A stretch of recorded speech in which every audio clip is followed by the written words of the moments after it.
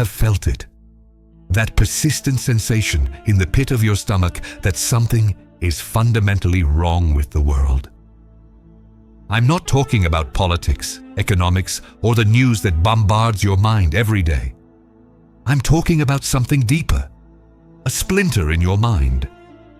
The silent suspicion that reality, as it has been presented to you since the day you were born, is a fraud, a construction, a theater set painted to hide the bars of a prison. You look at the sky and feel there is an invisible glass ceiling preventing your soul from breathing. You look at your routine, at the endless cycle of working, paying bills, fearing the future, and repeating it all over again. And you wonder if this is all there is. If human life is just this biological gear of suffering and distraction. I am here to tell you that you are not crazy. You are not depressed. You are waking up, and this feeling of discomfort is your spirit screaming to get out of the box. What I am about to reveal to you now is the most dangerous and best-kept secret in human history. It is the key that connects two of the most powerful and influential men who have ever walked the earth. One conquered the world with the sword, the other with the word, but both discovered the same terrifying truth. I am talking about Julius Caesar and Jesus of Nazareth. You might think they have nothing in common.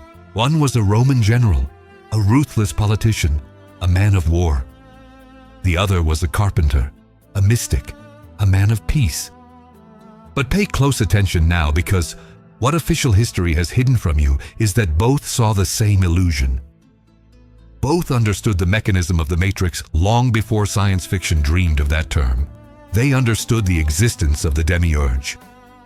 Stay with me until the end, because if you close this video, you will go back to deep sleep. You will go back to being a battery in the system. But if you stay, I promise I will give you the lenses to see the code behind reality. I will show you how the fall of Rome and the crucifixion were not just political events, but cosmic rituals orchestrated to keep humanity trapped. You will understand who the archons are, those invisible guardians who feed on your anxiety, and how Caesar and Jesus tried, each in their own way, to hack this control system. This is not a history video. This is an escape manual. Now take a deep breath. Look around you. Everything you see is matter. Walls, screens, body, light. All of it vibrates. All of it degrades. All of it dies.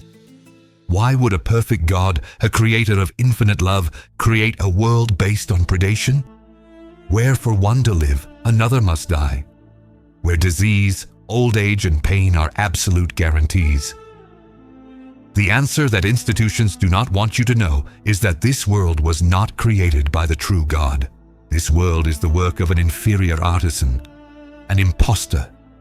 The Gnostics, those who kept the forbidden knowledge, called this entity the Demiurge. And he is not alone. He has servants, administrators of reality, the archons. Imagine for a second that you are a farmer. You raise cattle. You take care of them. You give them food. You give them shelter. But you do not do this because you love the cows. You do it because you want the milk, the meat, the leather. To the cow, you are a benevolent God until the day of slaughter. Now expand this scale.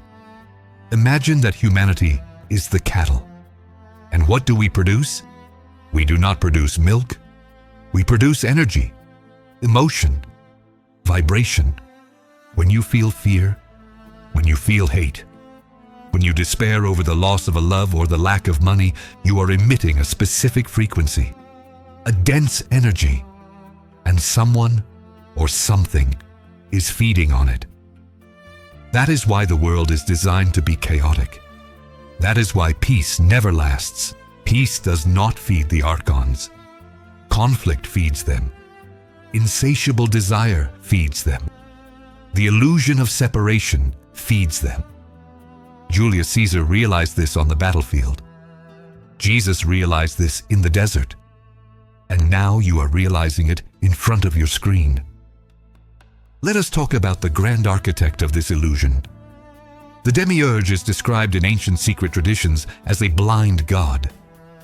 He believes he is the only God because he cannot see the realm of true light above him. He is the God of do as I say, not as I do. He is the God of rigid law, of punishment, of envy. Look at history. Look at the structures of power. They are fractals of the Demiurge's mind. Rigid hierarchies, suffocating bureaucracies, systems where the individual is crushed by the collective. You feel the weight of this on your shoulders right now. This pressure to be productive, to conform, to follow the script. This is not natural. This is social engineering coming from cosmic engineering. The goal of the game is to keep you distracted. If you are too busy fighting for survival, or fighting with your neighbor over politics, or addicted to cheap dopamine on social media, you will never look up. You will never question the nature of your cage. And the secret that Caesar and Jesus discovered is that the cage is not made of iron. The cage is made of beliefs. The cage is made of consent. You need to understand the gravity of your situation. Your soul, the divine spark within you, does not belong to this place. You are a stranger in an enemy land. You are a fragment of the true light that was captured and inserted into a perishable biological suit, designed to forget who you are. This is what we call the forgetfulness. When you are born, you drink from the waters of the river Lethe, the river of forgetfulness. You forget your stellar origin and begin to believe that you are your name, your job, your body, your bank account. This is the Demiurge's greatest victory, making the prisoner fall in love with the cell, making the slave defend the master. But there are flaws in the system.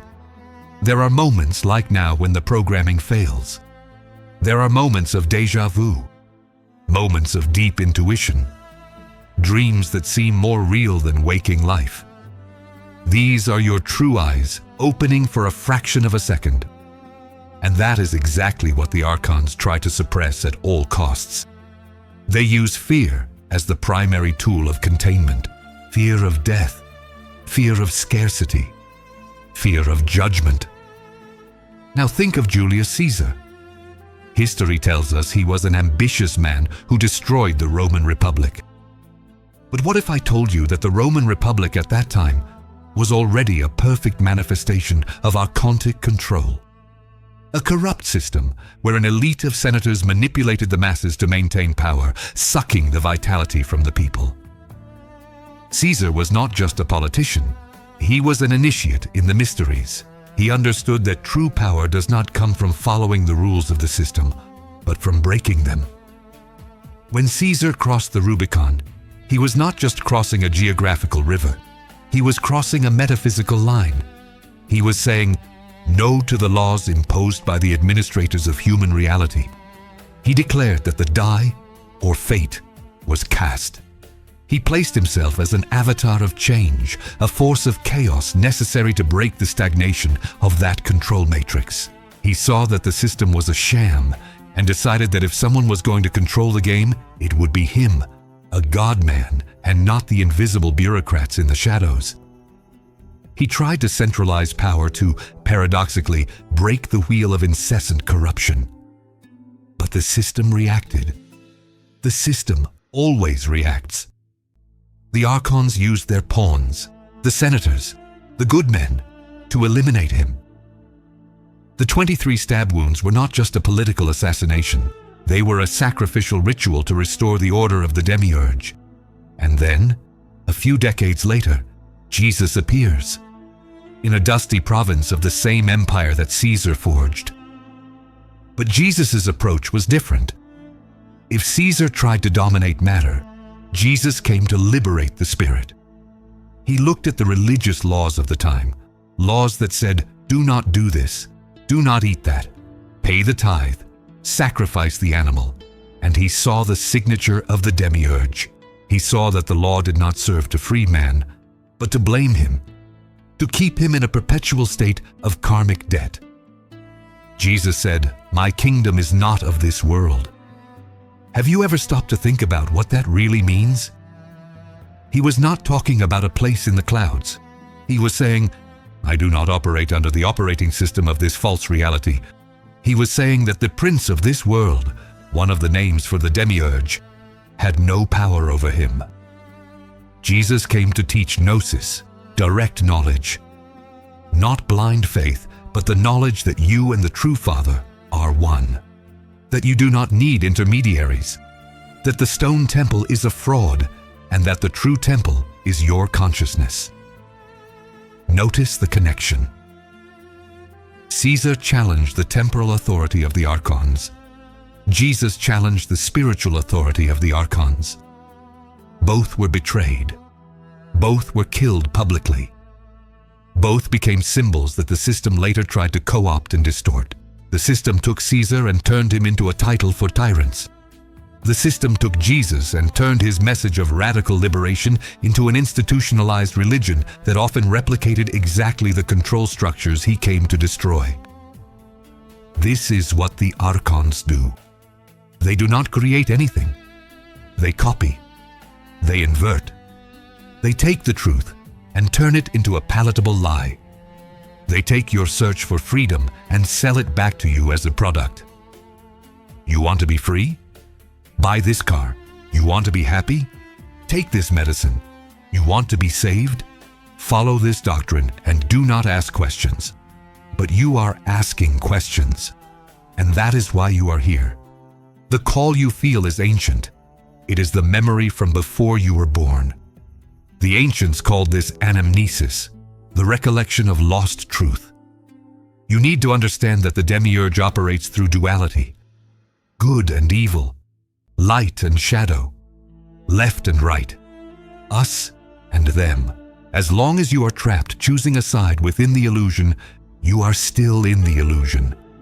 Caesar tried to unify the world under one will to end chaos. Jesus tried to unify the soul with the divine to end suffering. Both understood that division is the jailer's weapon. While you fight, you do not escape. While you hate, you feed the system. The secret they tried to pass on, each in their own language, is that the way out is not to the left or to the right. The way out is up. The way out is in. The illusion of the Demiurge is persistent because it is sensory. It convinces you through your 5 senses that this is all there is. But modern science, quantum physics, is beginning to touch the edge of what these masters knew millennia ago. Matter is empty. The atom is 99.9% empty space. What you touch is not solid. It is an electrical repulsion. You live in a hologram, and whoever programmed the hologram does not have your best interests at heart. Think of the tragedies of your life. Think of the obstacles that seem to arise out of nowhere, just when you are about to achieve something good. Do you think it is a coincidence? Or does it seem like there is an algorithm running in the background, designed to keep you in a low vibration frequency? The system is reactive. When you begin to raise your consciousness, when you begin to perceive the matrix, the agent Smiths appear. Bills pile up. Relationships break. The car breaks down. It is the Demiurge's immune system trying to force you to bow your head and go back to sleep. But now you know. You know that the discomfort you feel is not a failure of yours. It is proof of your sanity. It is proof that you are not from here. Julius Caesar knew that to change the world, he needed to become greater than the world. Jesus knew that to overcome death, he needed to expose the lie of death. They left clues.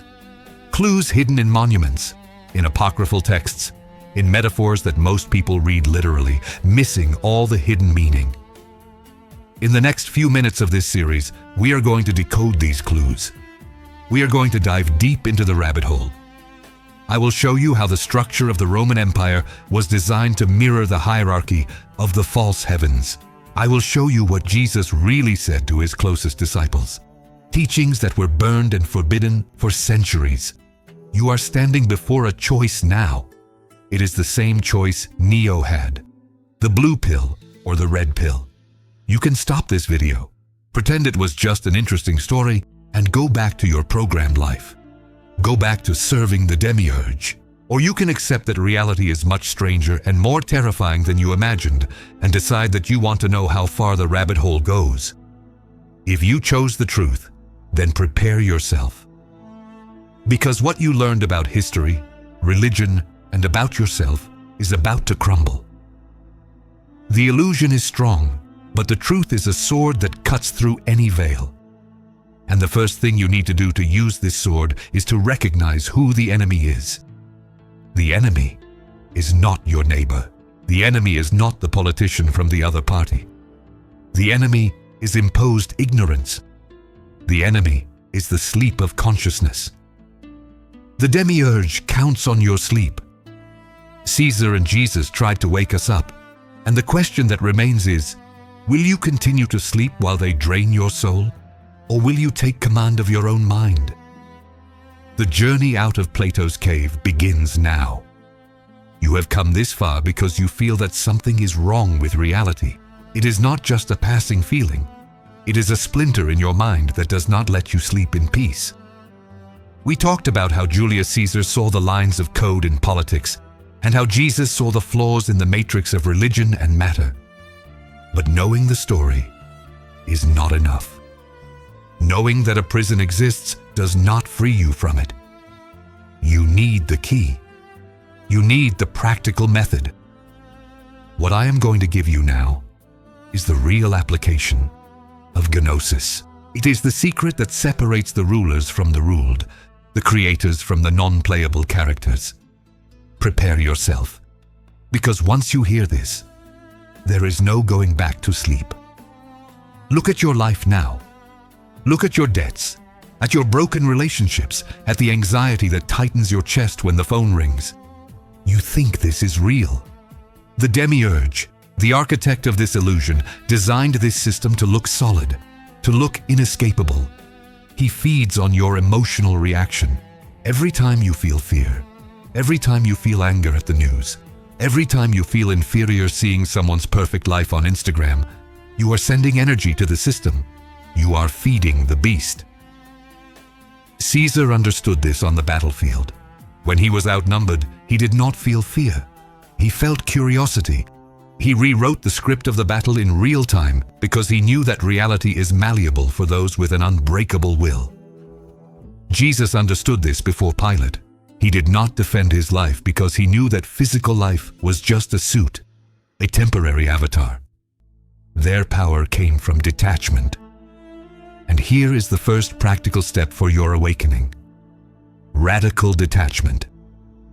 From today on, you need to stop reacting to the world and start observing the world. It sounds simple, but it is the hardest thing you will ever do. When chaos happens around you, when traffic stops, when the bill arrives, when criticism comes, you will not react. You will become the observer. Imagine that you are in the cinema watching the movie of your own life. The character on the screen is suffering, but you in the seat are safe. This separation between who you are eternally and who you are temporarily in the social game is the key to Gnosis. The Demiurge hates the observer.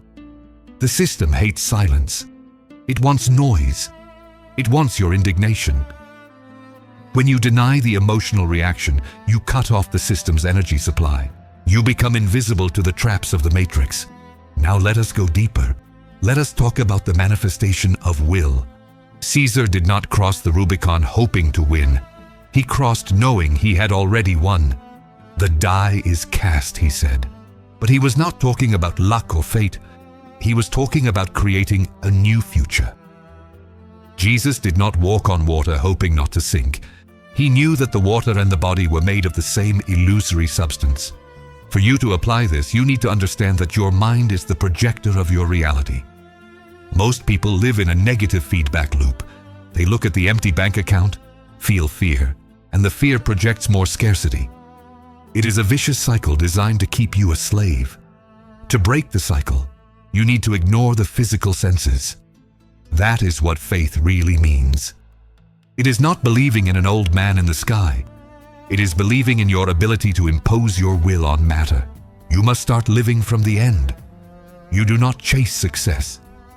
You assume the identity of someone who has already won. When Caesar walked through Rome, he did not walk as a general. He walked as a god.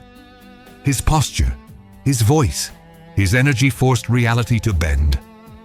When you enter a room, how do you carry yourself? Do you enter apologizing for existing, or do you enter as the owner of the space? The Demiurge respects authority. The illusion breaks before a sovereign mind. You need to kill the plebeian inside you. You need to crucify the ego that seeks external approval. The true resurrection happens in the mind.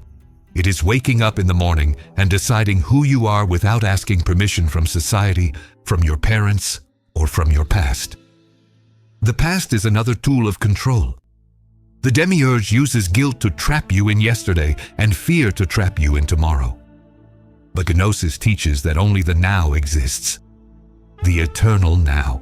The power of Caesar and the power of Christ only existed in the absolute present. If you are depressed, you are living in the past. If you are anxious, you are living in the future. Both are illusions. The only place where you can hack reality is in this exact second. Take a deep breath now. Feel the air coming in. In this second, you are free. In this second, there is no debt, no pain, no problem. There is only pure existence. It is in this space of silence that you find the divine spark, the particle of light that was not created by this world, and therefore cannot be destroyed by it. But beware, the system will try to pull you back. It will use the people closest to you. When you start to change, when you stop complaining, when you stop participating in gossip and collective dramas, people will find it strange. They will say you have become cold or arrogant. It is not arrogance. It is sovereignty. They are agents of the system without knowing it.